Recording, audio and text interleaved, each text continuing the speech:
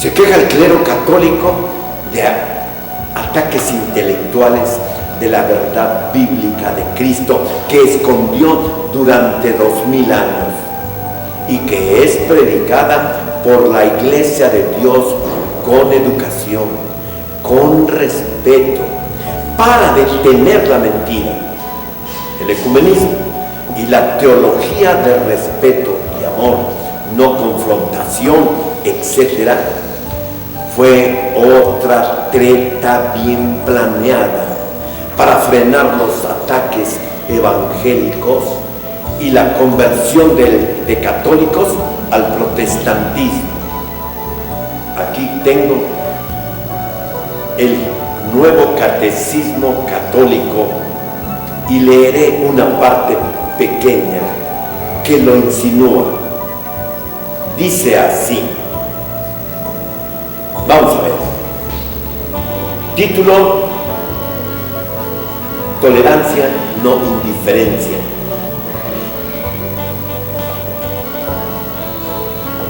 Página 234. Quienes sienten u obran de modo distinto al nuestro en materia social, política e incluso religiosa, deben ser también objeto de nuestro respeto y amor. Cuanto más humana y caritativa sea nuestra comprensión íntima de su manera de sentir, mayor será la facilidad para establecer con ellos el diálogo. Concilio Vaticano II. Aquí está.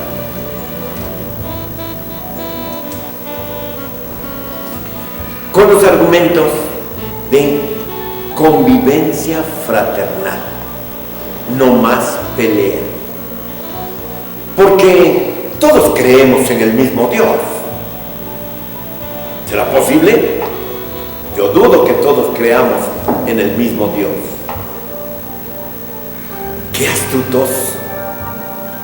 Porque los que han peleado siempre han sido los católicos, groseros, aconsejados por sus sacerdotes.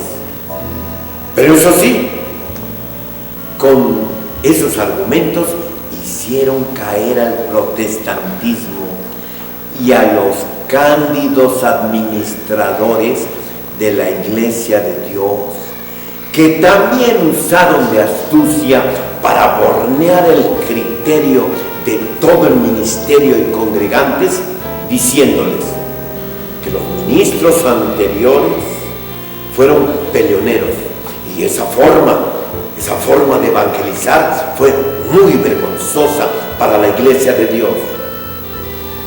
Aquí, la historia de la Iglesia de Dios, página 172 y 173, donde insinúa lo que le estoy diciendo. La evangelización era más bien una especie de adoctrinamiento y proselitismo antes que misión integral.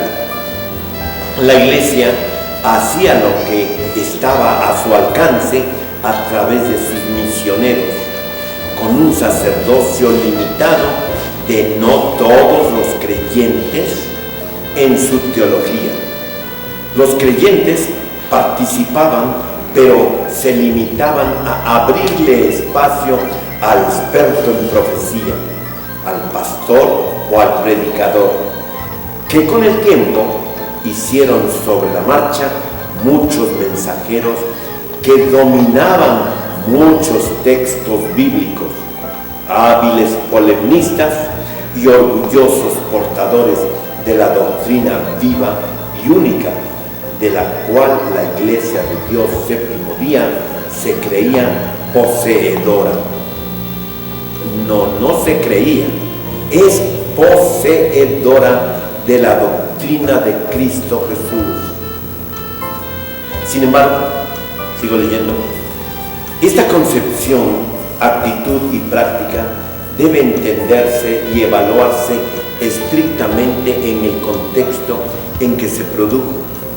En efecto, debe reconocerse que frente a un medio cristiano hostil, discriminatorio y fanático, la tarea de los misioneros, predicadores y evangelistas de la Iglesia de Dios Séptimo Día de la época tropezaban con reacciones hasta violentas de intolerancia que a su vez despertaban radicalismos y hacían propicias, si no es que hasta obligadas estrategias y acciones radicales respecto al acceso de las personas para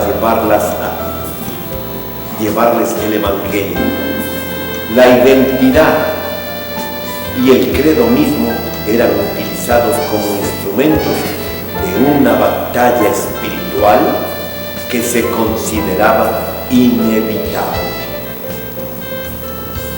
Y fácilmente contaminaron la mentalidad de casi todo el ministerio y la congregación, cayendo en una flagrante mentira satánica, porque los predicadores o evangelistas anteriores fueron valientes, arrojados, dispuestos a sufrir, educados, respetuosos, prudentes y resistentes ante los embates, groserías y hasta golpes de los groseros católicos y aún protestantes.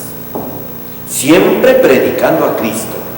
Yo soy testigo del fervor para doctrinar de aquellos nuestros hermanos. Pero, ¿cómo empezó todo? Muy sencillo. En el año de 1981, los administradores llevaron al concilio un representante de la agencia bíblica para promocionar Biblias, y resultó que la administración se comprometió a ayudar con dinero de nuestros diezmos. Lo dice la historia, página 134.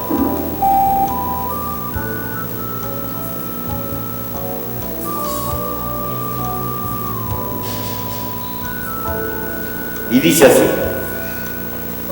la Iglesia abrió un poco sus relaciones con otras asociaciones y movimientos cristianos protestantes, y eso le permitió conocer otras experiencias. En el concilio ministerial realizado en 1981, por ejemplo, Abel Clemente, responsable de las Sociedades Bíblicas Unidas en México, principal distribuidor de la palabra de Dios impresa, incluso en lenguas indígenas, expuso la problemática que enfrentaba dicho organismo en el desempeño de su tarea, con lo que aprovechó para solicitar apoyo económico de parte de la Iglesia de Dios Séptimo Día. ¿Qué no sabían?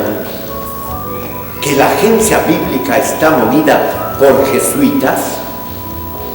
Según los escritores de la historia, los sobrevedores conocieron otras experiencias.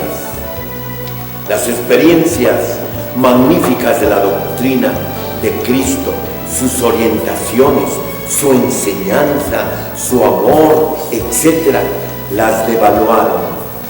No les sirvieron, fueron deslumbrados, los engañaron con un plato de lentejas. Génesis capítulo 25, versículo 34.